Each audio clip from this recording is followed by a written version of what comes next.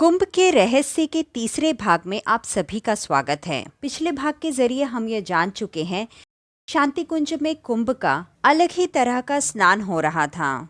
कुछ साधकों ने गंगा में स्नान किया तो कुछ ने शांति कुंज में ही सभी तीर्थों और पुण्य सलीलाओं का वास मानकर वहीं स्नान करना उचित समझा। कुछ लोग हर की पैड़ी गए, पर यही एक साधक थे जिनका कुंभ का स्नान बड़ा ही विलक्षण था।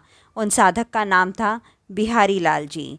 आज हम इस भाग के माध्यम से बिहारी लाल जी के अनोखे स्नान के संदर्भ में जानेंगे।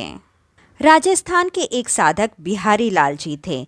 उनकी उम्र 60 वर्ष की हो चुकी थी। शरीर स्वस्थ था, पर वृद्धावस्था के कारण कुछ समस्याएं उनके साथ थीं। उन्हें नींद कम आती थी। टुकड़ों टुकड़ों में वे केवल 3 से 4 घंटे सो पाते थे। कमर सीधी करके चलने में उन्हें बड़ी परेशानी होती थी। उनके दांत भी गिर गए थे। दांत गिर जाने के बाद उन्होंने नकली दांत नहीं लगवाए।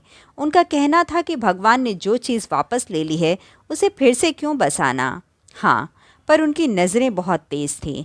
कहते हैं कि दांत गिर जाने के बाद नज़रें भी कमज़ोर पड़ जाती हैं, लेकिन बिहारी लाल जी के साथ ऐसा नहीं था। वे किसी स्वस्थ युवक की तरह दूर की चीज़ों को भी आसानी से देख सकते थे और पहचान सकते थे। बिहारी लाल जी ने वानप्रस्थ ले लिया था। वे राजस्थान में अपने ही क्षेत्र में काम कर रहे थे। यूं तो वे शांति कुंज आते जाते रहते थे, लेकिन इस बार कुंभ के लिए खास तौर पर आए थे। उनकी यह इच्छा थी कि कुंभ पर किसी सच्चे और अधिकारी साधु के दर्शन हो। गुरुदेव से भी उन्होंने अपनी इच्छा व्यक्त की थी। इच्छा जताने के साथ अनुरोध भी किया था कि उनकी इच्छा की पूर्ति करें। गुरुदेव उनकी बात सुनकर हंसते हंसते चुप हो गए। बिहारी लाल जी ने इस पर ऐसा मान लिया था कि गुरुदेव ने उन्हें आश्वस्त कर दिया है। फिर कुछ घटना भी इसी तरह की हुई। बैसाखी के स्नान पर्व के दिन सुबह के 3 बजे बिहारी लाल जी अपने कमरे में सो रहे थे।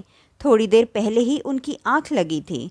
उन्हें लगा कि शायद उन्हें गुरुदेव बुला रहे हैं। बिस्तर के समीप से ही उन्हें गुरुदेव की आवाज़ आई। उन्हें ऐसा लगा जैसे गुरुदेव उन्हें जगा रहे हैं। आँख खुली तो उन्होंने देखा कि गुरुदेव उनके सामने साक्षात खड़े हैं। उनसे कह रहे हैं कि तुम्हें कुंभ पर कुछ अनुभव करना है ना? चलो उठो, स्नान कर लो, आओ मेरे साथ। गुरुदेव को सिरहाने पे खड़ा देखकर बिहारी लाल जी तुरंत उठकर खड़े हो गए। उठते ही उन्होंने चरण स्पर्श किए। कहा, आप विराजिए गुरुदेव, मैं अभी तैयार हो जाता हूँ। गुरुदेव ने कहा, मैं यहाँ बैठने नहीं आया हूँ, तुम स्नान कर तैयार हो जाओ, सप्त सरोवर के पुश्ते पर मिलो, मैं वहीं तुम्हारा इंतज़ार करूँगा। बिहारी लाल ने कहा कि आप वहाँ इंतज़ार क्यों करते हैं, मैं वहीं स्नान कर लूँगा। गुरुदेव ने इस पर समझाया कि यहीं स्नान कर लो, वहाँ गंगा किनारे अंधेरा होगा, अंधेरे में विषैले जीव जंतुओं का डर है। उस दिन बैसाख के कृष्ण पक्ष की सप्तमी तिथि थी। आसमान में तारे टिमटिमा रहे थे।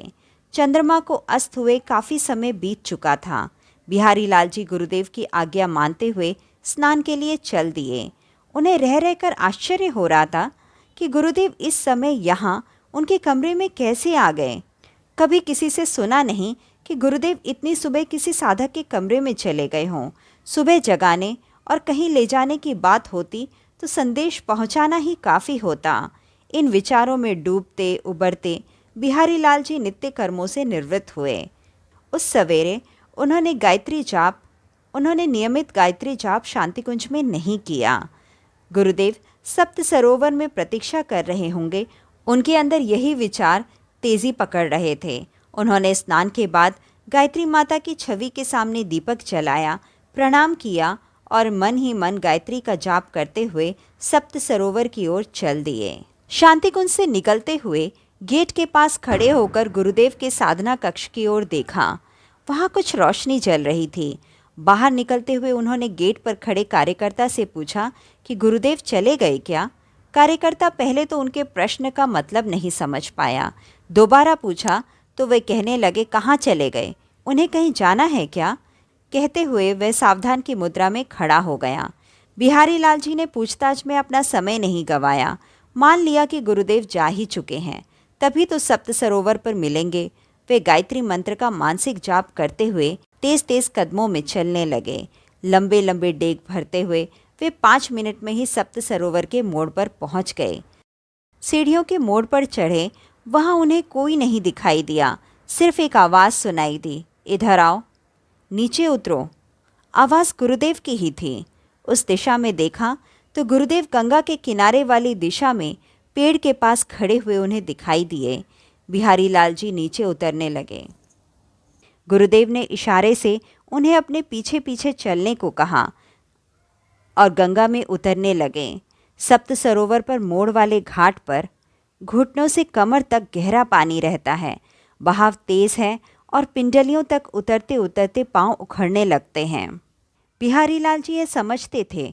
वे पहले भी गंगा की धारा में उतरे हैं और आगे तक नहीं गए। इस बार गुरुदेव आगे आगे चल रहे हैं, इसीलिए उन्हें कोई चिंता नहीं थी और सचमुच उन्होंने गंगा की सभी धाराएं बिना कहीं रुके पार कर ली। गंगा पार करने के बाद बिहारी लाल जी गुरुदेव के साथ वन क्षेत्र में पहुंच गए।